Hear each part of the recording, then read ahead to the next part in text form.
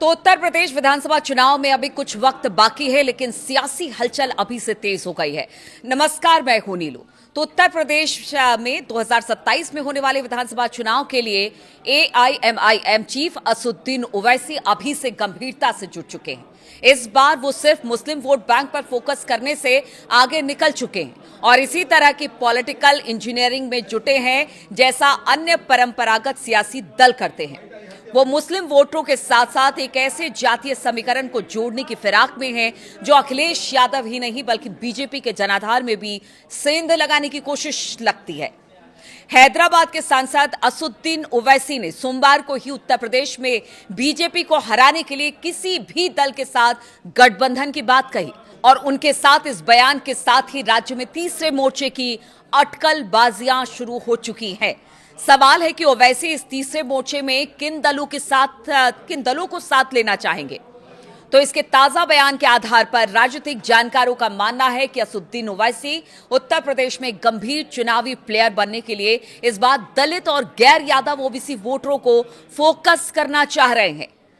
सूत्रों का कहना है कि बहराइच के मटेरा में रैली करके उन्होंने एक तरह से समाजवादी पार्टी प्रमुख अखिलेश यादव को सीधे सीधे चुनौती दे दी है। लेकिन बीएसपी चीफ मायावती और आजाद समाज पार्टी के चंद्रशेखर आजाद के प्रति उनका जो रुख है वो बेहद नरम है। मुस्लिम दलित वोटरों के गठजोड़ पर अब ओवैसी फोकस कर रहे हैं। जी हां, मटेरा सीट को समाजवादी पार्टी का गढ़ माना जाता है। एआईएमआईएम हाल ही में सार्वजनिक तौर पर बीएसपी को उत्तर प्रदेश में स्वाभाविक सहयोगी भी बता चुके हैं, यानी डोरे डालने अभी से शुरू कर दिए गए हैं।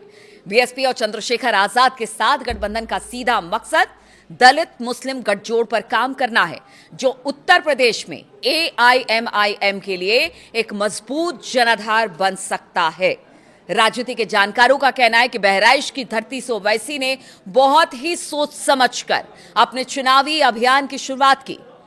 यह धरती महाराजा सुहेलदेव और 11वीं सदी के लड़ाके सैयद सलार मसूद गाजी के बीच ऐतिहासिक संघर्ष का गढ़ रहा है। जानकार बताते हैं कि पिछले दशक में बीजेपी ने सुहेलदेव नैरेटिव पर काफी काम किया और उसे इसकी जगह से ओबीसी वोट बैंक के बीच पांव जमाने में काफी सफलता भी मिली। मटेरा सीट की बात की जाए तो मटेरा सीट पर मुसलमानों की आबादी 45% से अधिक है, दलित भी 22% के करीब है और कुर्मी, मौर्य और राजभर की भी अच्छी खासी तादाद है। मतलब ओवैसी यहीं से अपने खेमे में मुसलमानों को गोलबंद करके अखिलेश यादव के खिलाफ भी ताल ठोकना चाहते हैं, तो साथ ही साथ बीजेपी को भी राजनीतिक चुनौती देने की उनकी पूरी कोशिश होगी। अब जिन 5 पार्टियों पर असदुद्दीन ओवैसी की नजर है उत्तर प्रदेश में, वो 5 पार्टियां कौन है? तो इस राजनीति के हिसाब से असदुद्दीन ओवैसी की पार्टी उत्तर प्रदेश में जिन दलों के साथ तीसरा मोर्चा बनाने की कोशिश कर रही है, कवायद कर रही है, उनमें पहला नाम आता है बीएसपी का, दूसरा नाम आता है आजाद समाज पार्टी यानी कांशीराम, अपना दल कमेरावादी भी इसमें शामिल है, चौथी पार्टी है महान दल। उत्तर प्रदेश में ओवैसी की पार्टी 2024 के लोकसभा चुनाव में भी अपना दल कमेरावादी के साथ गठबंधन कर चुकी है और पांचवा अपना दल सोने लाल भी इसी तरह के जनाधार वाली पार्टी है जो बीजेपी की भरोसेमंद सहयोगी है और इसकी नेता अनुप्रिया पटेल केंद्र में मंत्री हैं। अपना दल कमेरावादी, अपना दल सोनेलाल और महान दल मूल रूप से कुर्मी, मौर्य और शाक्य जातियों के वोटों की राजनीति करती है। इन तमाम गैर यादव ओबीसी जातियों के बीच बीजेपी ने भी पिछले 12 वर्षों में एक खास प्रभाव बनाया है। और अगर 5वीं पार्टी की बात की जाए तो पीस पार्टी, ये पार्टी उत्तर प्रदेश में मूल रूप से मुस्लिम राजनीति साधती है, इसलिए ये असदुद्दीन ओवैसी की लिस्ट में शामिल है।